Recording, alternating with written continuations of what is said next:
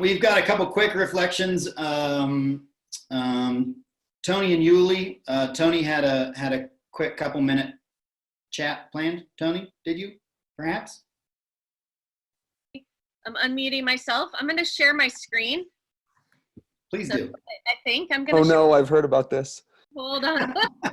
I think I'm going to share my screen. Let's see. What can you see here? Can you see? COVID. Okay, good. Well, at least you can see what I'm trying to show. Okay, so they asked me to share a little bit about what we're doing and some ideas about coping with COVID. And I've talked to a few people who live in areas that weren't really affected by it at all, but we happen to live in one of the hot spots.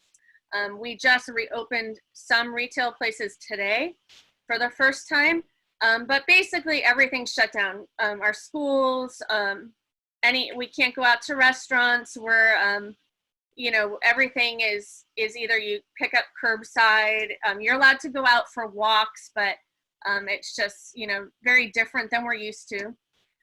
Yuli's trying to do props of the mask behind me, so I'm sorry.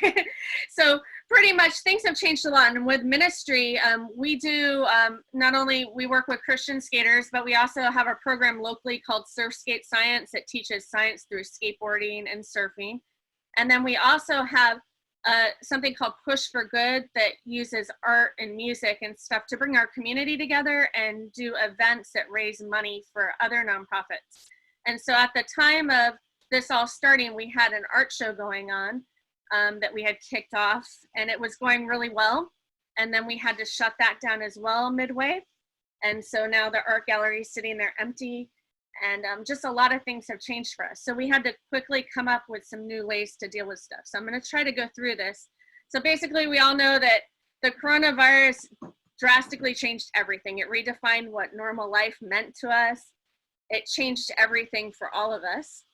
I'm trying to get this to work. I'm sorry, you guys.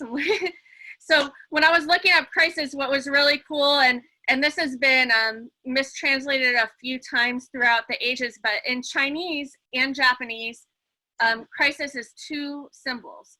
And in Chinese, it basically, the first symbol means dangerous, and the second means a changing point. But in Japanese, it means dangerous and opportunity. So what is really cool is that in crises, even though it's hard and it's difficult, there's always opportunity. And so we've been able to do a lot more through COVID that we weren't able to do before. We had to slow down. We were able to connect with people we hadn't connected with in a long time. And we brought our Tuesday night Bible studies back that we used to do at Ramp 48 online. And it's been a blessing in disguise. It's been really good. So I just have a couple tips for everybody. Hopefully this relates to whatever you're doing in your ministry. And just wanted to go through that with all of you. So we know that during all this, schools were closed, restaurants were closed, retail were closed. Here in the United States, over 10 million people have lost their jobs. There's everyday places you can pick up food, and that a lot of people who have never had to go to a food pantry have had to pick up food to feed their families. So much has changed. It's online learning. All the schools are closed, so parents are trying to run Zoom calls with their kids in the background, trying to help with school when they've never had to do that before. Even us, we've homeschooled our kids. It's been a whole different thing. My kids couldn't go out and do sports with their friends. They couldn't go out and play in the streets. Everything's just been totally different. Skate parks are closed. It's just really changed what we're doing. So the first thing is when we're in a crisis, we kind of have to change our mental model. And what that means is, what do we think ministry is? And we have to think out of the box and have a new normal. So for instance, universities, they struggled for a long time to get learning online.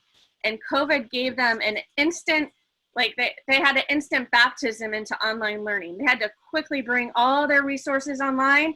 Over 90% of students all around the world went to online learning.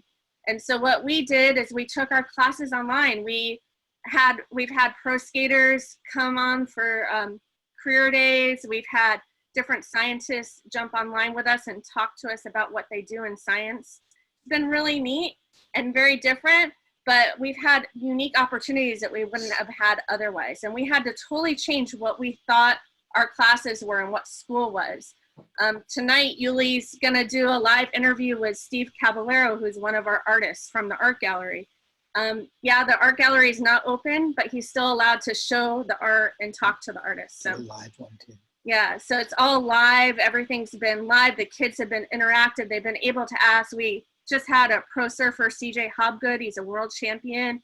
Meet with like 10 of our students, and they got to ask him questions, get to know him. It's been pretty awesome. So number 2 is to look for those opportunities. So we, like I said, we had to really think out of the box. What are our opportunities? What do families need right now? You have to look at like, what are the fears and uncertainties of people, and what can we offer that will help people during this time? So we kept hearing from families and parents that were working at home, I don't know what to do with my kids. I need help. And so we had these little learning opportunities as a way to give parents a break, have kids learn something and engage them on the computer, and get them involved in learning something new that might inspire them. So that was really cool to be able to do. The third thing was examine your team. So Christian Skaters, we've been doing this for over 15 years, and we're blessed to have a great family of our network of ministries that we work with all around the world.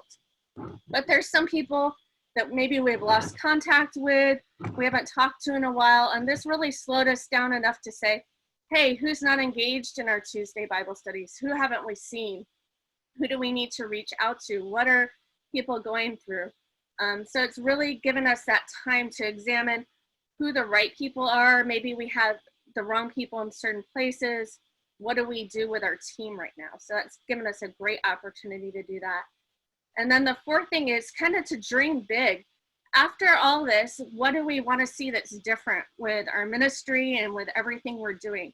So if you look at what you want at the end, you don't see all the obstacles right here in front of us right now. So we start with like the end idea. What's our biggest vision? What's something we'd really like to do?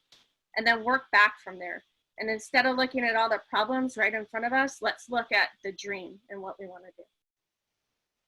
Number 5 is to focus on the right things. So right now we got to pay attention to what's really important and the right things and what people need right now.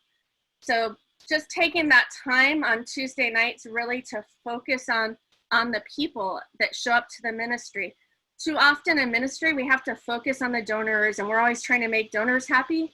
But what's really important is, especially in the culture that we live in right now, we want to impact the people. And when we're really impacting the people that we're supposed to be serving, that's when people notice what we're doing.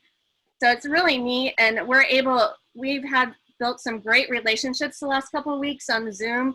It's been different, but it's been really awesome to meet. We've been meeting every Tuesday night. We have new people join us, a lot of the same people, and just really focusing on those people and what's going on with each person. Number 6 is to build a network, and that's kind of what ACTS is. And one of the things Brett's always talked to us about, there's this African proverb that says, if you want to go fast, go alone, but if you want to go far, go together. And that's kind of what Christian Skaters has always been about. And our ministry is about a network and a family working together. There's so many things that somebody else might be great at that I'm not. And we're part of a body, and we complement each other. And the more we work together instead of working apart or competing with one another, the better we're going to be. And COVID, I think, and everything that's happened has given us an opportunity to really work together and to say, hey, you take this on. We haven't actually led any of the devotions ourselves. So we've been giving that away, opening our hand and saying, hey, do you want to lead? And just kind of facilitating it. And for us, we've been able to get filled up. We've been able to encourage people to share. And it's been a really great thing for us. There's just 2 more. So that's number 7 is to reinvent, innovate, and experiment. You don't know if it's going to work unless you try it. Don't be scared. If you have a feeling that, hey, this might work, jump into it, do it, and do the best you can. If it doesn't work, tweak it next time. Do it a little different. And that's what number 8 is, just to tweak your model until you get it right. And so So that's what we've been doing the last couple of weeks. Tuesday night Bible studies, some live classes and live interviews, and we've been building coping at home for DIY parks and all kinds of different things. And it's actually been really fun. And we've learned a lot of things about our ministry, and we've deepened relationships, and it's been really great. So cool. So I'm going to see how I can take my screen off here for you guys. Hopefully. Well, thanks, Toni and Uli. Thanks for what you guys do. If you guys tune in tomorrow, you'll hear more from Uli about what they're doing with Christian surfers, and